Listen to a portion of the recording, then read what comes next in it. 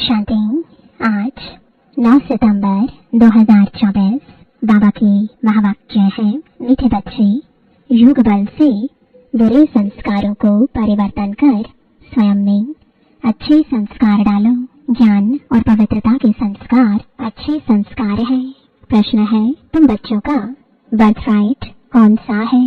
तुम्हें अभी कौन सी फीलिंग आती है? उत्तर है, तुम्हारा बर्थ राइट है मुक्ति और जीवन मुक्ति।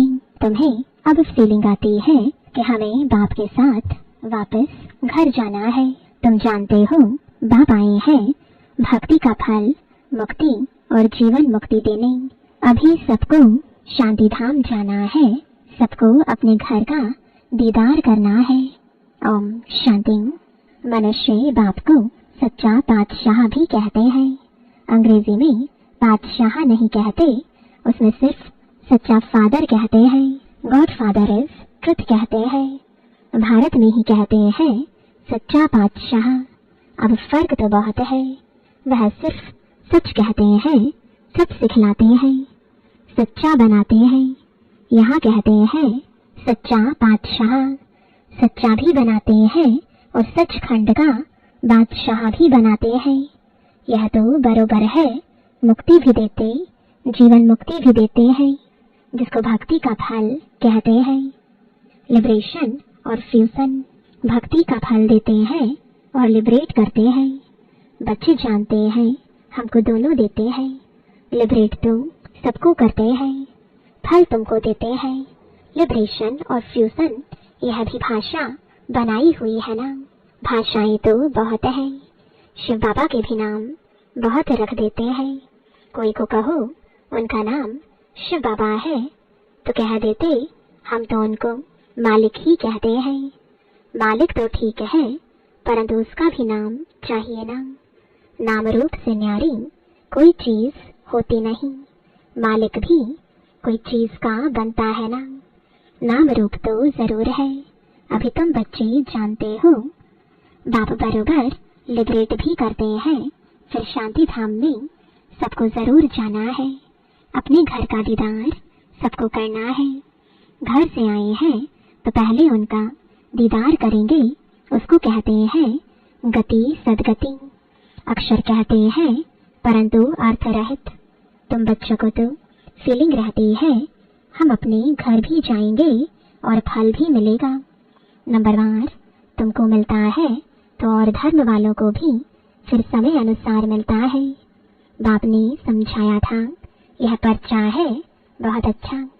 तुम स्वर्गवासी हो या नरकवासी, तुम बच्चे ही जानते हो। यह मुक्ति जीवन मुक्ति दोनों गॉड फादरली बर्थ राइट है। तुम लिख भी सकते हो। बाप से तुम बच्चों को यह बर्थ राइट मिलता है। बाप का बनने से दोनों चीजें प्राप्त होती हैं। वह है रावण का बर्थ राइट, यह है परमपिता परमात्मा का बर्थ राइट। यह है भगवान का बर्थ राइट, वह है शैतान का बर्थ राइट। ऐसे लिखना चाहिए जो कुछ समझ सके। अब तुम बच्चों को हेवन स्थापन करना है। कितना काम करना है। अभी तो जैसे बेबीज हैं, जैसे मनुष्य कलयुग के लिए कहते हैं कि अभी बेबी यानी बच्चा है। बाप कहते हैं सतयुग की स्थापना में बेबी है। अभी तुम बच्चों को वर्षा मिल रहा है। रावण का कोई वर्षा नहीं कहेंगे। गॉड फादर से तो वर्षा मिलता है। वह कोई फादर थोड़े ही है। उसको यानी रावण 5 विकारों को तो शैतान कहा जाता है। शैतान का वर्षा क्या मिलता है? 5 विकार मिलते हैं। शिव भी ऐसा करते हैं, तमो प्रधान बन जाते हैं। अब दशहरा कितना मनाते हैं, सेरेमनी मनाते हैं, बहुत खर्चा करते हैं। विलायत से भी निमंत्रण दे बुलाते हैं। सबसे नामी ग्रामी दशहरा मनाते हैं मैसूर का। पैसे वाले भी बहुत हैं। रावण राज्य में पैसा मिलता है तो अक्ल ही चट हो जाता है। बाप डिटेल में समझाते हैं। इनका नाम ही है रावण राज्य। उसको फिर कहा जाता है ईश्वरीय राज्य। राम राज्य कहना भी रॉन्ग हो जाता है। गांधी जी राम राज्य चाहते थे, मनुष्य समझते हैं गांधी जी भी अवतार थे। उनको कितने पैसे देते थे, उनको भारत का बापूजी कहते थे। अब यह तो सारे विश्व का बापू है। अभी तुम यहाँ बैठे हो, जानते हो कितनी जीवात्माएं होंगी। जीव यानी शरीर तो विनाशी है, बाकी आत्मा है अविनाशी। आत्माएं तो ढेर है, जैसे ऊपर में सितारे रहते हैं ना, सितारे जांचते हैं या आत्माएं जांचती है, क्योंकि तुम हो धरती के सितारे और वह आसमान के सितारे। तुमको देवता कहा जाता है, वह फिर उनको भी देवता कह देते हैं। तुमको लकी सितारा कहा जाता है ना। अच्छा, इस पर फिर आपस में डिस्कस करना। बाबा भी इस बात को नहीं छेड़ते हैं। यह तो समझाया है कि सभी आत्माओं का एक बाप है। इनकी बुद्धि में तो सब है। जो भी मनुष्य मात्र है, सबका वह बाप है। यह तो सब जानते हैं कि सारी सृष्टि समुद्र पर खड़ी है। यह भी कोई सबको नहीं मालूम है। बाप ने समझाया था यह रावण राज्य सारे सृष्टि पर है। ऐसे नहीं, रावण राज्य कोई सागर के पार है।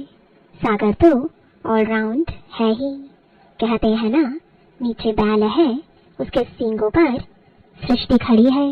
फिर जब थक जाता है तो सींग बदली करता है। अभी पुरानी दुनिया खलास हो, नई दुनिया की स्थापना होती है। शास्त्रों में तो अनेक प्रकार की बातें दंत कथाओं में लिख दी है। यह तो बच्चे समझते हैं यहाँ सब आत्माएं शरीर के साथ है। इनको कहते हैं जीवात्माएं। वह जो आत्माओं का घर है, वहाँ तो शरीर नहीं है। उनको कहा जाता है निराकारी। जीव आकारी है, इसलिए साकार कहा जाता है। निराकार को शरीर नहीं होता है। यह है साकारी सृष्टि, वह है निराकारी आत्माओं की दुनिया। इसको सृष्टि कहेंगे। उसको कहा जाता है इनकॉर्पोरियल वर्ल्ड। आत्मा जब शरीर में आती है तब यह चुरपुर चलती है, नहीं तो शरीर कोई काम का नहीं रहता है। तो उनको कहा ही जाता है निराकारी दुनिया। जितनी भी आत्माएं हैं वह सब पिछाड़ी में आनी चाहिए। इसलिए इसको पुरुषोत्तम संगम युग कहा जाता है। सब आत्माएं जब यहाँ आ जाती हैं तो वहाँ फिर एक भी नहीं रहती है। वहाँ जब एकदम खाली हो जाता है तब फिर सब वापस जाते हैं। तुम यह संस्कार ले जाते हो नंबरवार पुरुषार्थ अनुसार। कोई नॉलेज के संस्कार ले जाते हैं, कोई प्योरिटी के संस्कार ले जाते हैं। आना तो फिर भी यहाँ ही है, परंतु पहले तो घर में जाना है। वहाँ है अच्छे संस्कार, यहाँ है बुरे संस्कार। अच्छे संस्कार बदलकर बुरे संस्कार हो जाते हैं। फिर बुरे संस्कार योग बल से अच्छे होते हैं। अच्छे संस्कार वहाँ ले जाएंगे। बाप में भी पढ़ाने के संस्कार है ना, जो आकर समझाते हैं।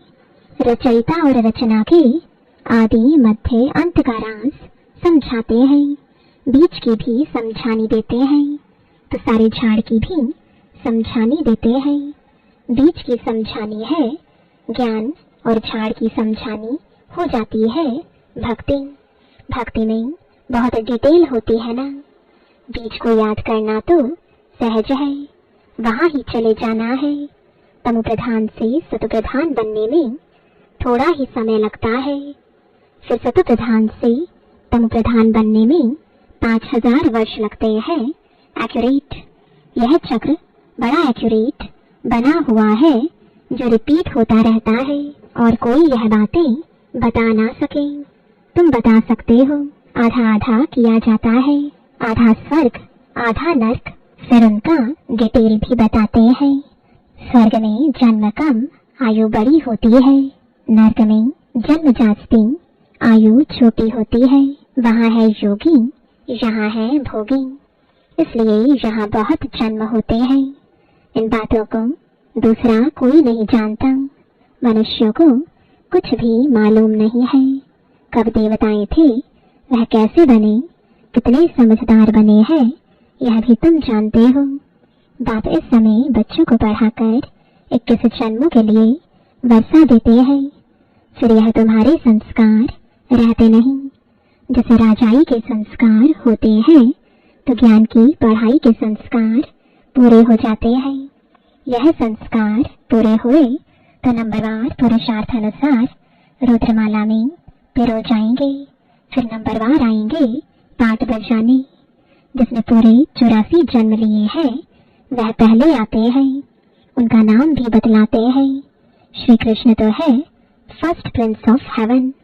तुम जानते हो, सिर्फ एक थोड़े ही होगा, सारी राजधानी होगी ना। राजा के साथ तो फिर प्रजा भी चाहिए। हो सकता है एक से दूसरे पैदा होते जाए। अगर कहें 8 इकट्ठे आते हैं, परंतु श्री कृष्ण तो नंबर 1 में आएगा ना। 8 इकट्ठे आते हैं, तो फिर श्री कृष्ण का इतना गायन क्यों? यह सब बातें आगे चलकर समझाएंगे।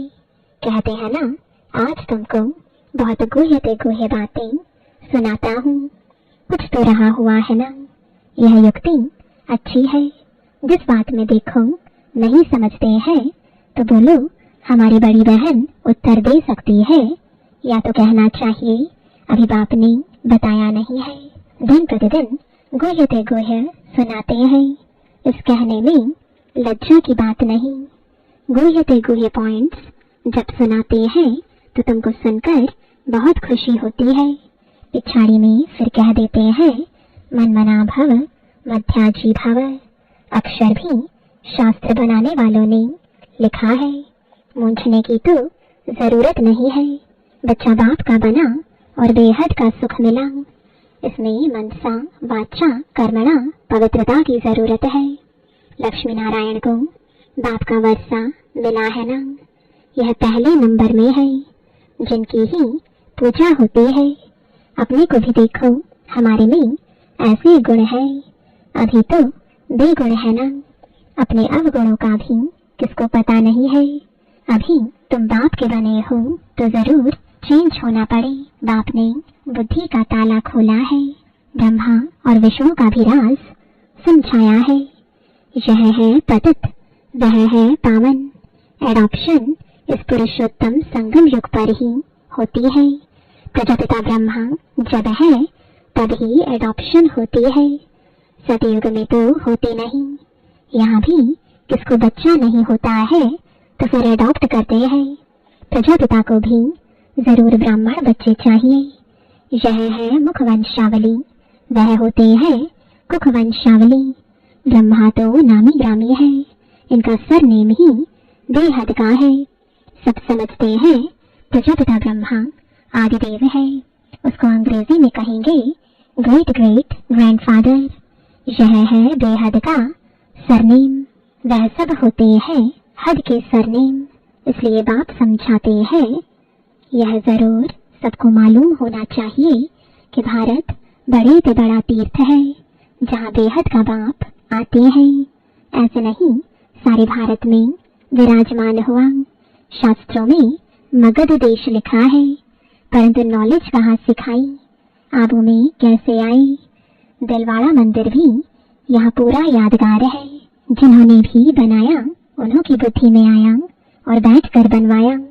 एक्यूरेट मॉडल तो बना ना सके।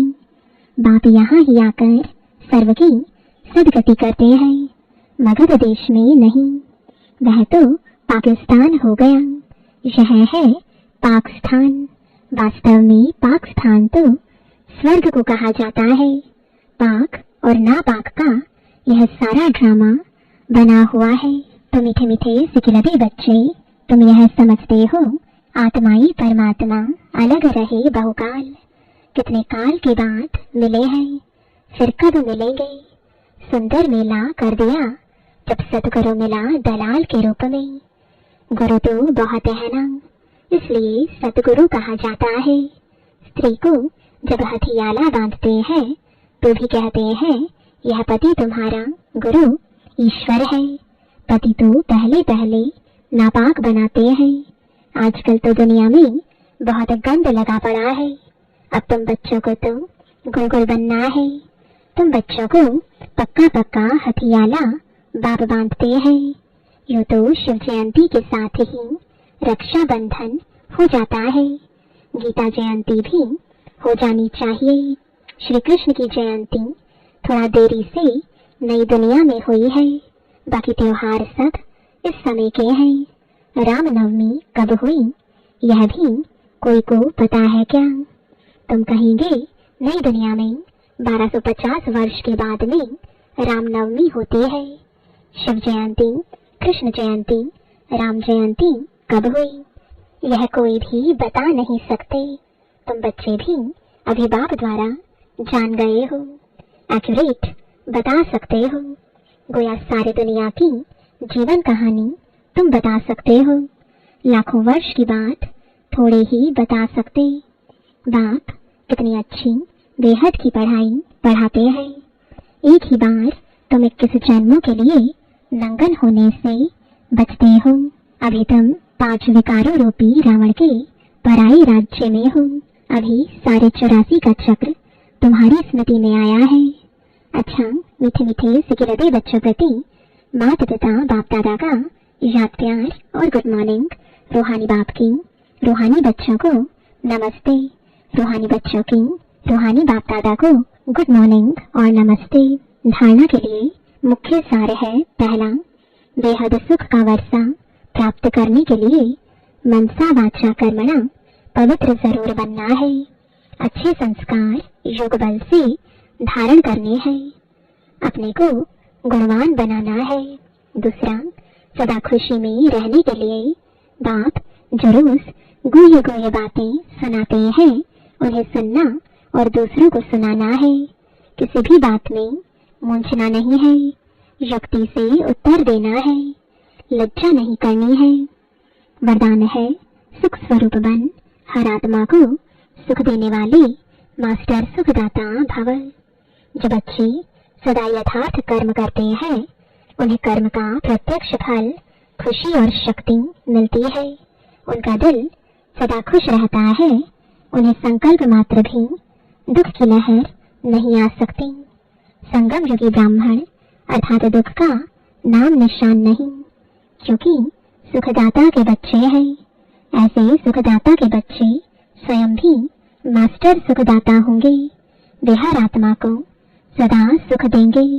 वे कभी न दुख देंगे न दुख लेंगे।